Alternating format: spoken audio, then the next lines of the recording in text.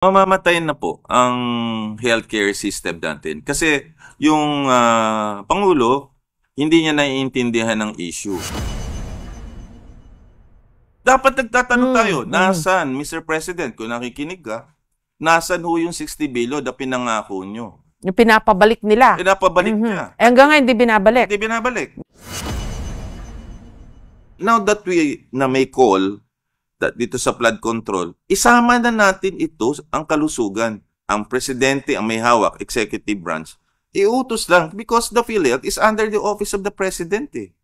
So bakit ngayon walang nagke-claim noon? At yun ang hindi ko maintindihan. Bakit ho kaya? Sa tingin ko, may nagkakakwarta. To the credit of the Secretary of Health, Dr. Liachon, Secretary Herbosa, siya mismo nag-expose nito, ha? O aftermath. In-expose niya to save himself. Kasi naipit na siya. Hindi ako naghahangad ng bloody revolution. I just want change lang dun sa dapat managot.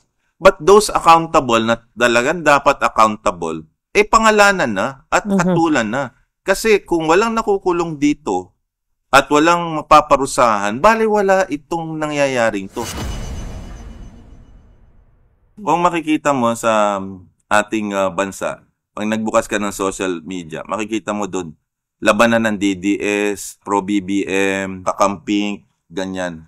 Pero walang nag-iisip ng bandera ng Pilipinas, yun ang kulay dapat nating lahat.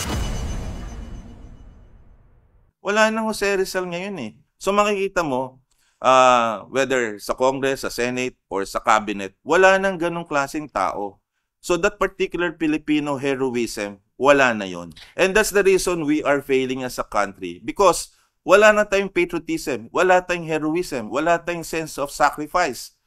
Wala tayong wisdom, wala tayong justisya para kanino. Kaya this country will go down the drain.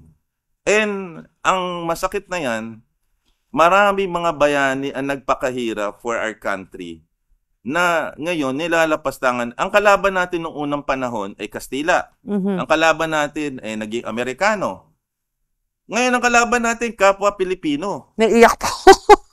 Hindi, totoo. Ang kalaban natin, kapwa Pilipino natin, na namumuno sa atin, na niloloko tayo.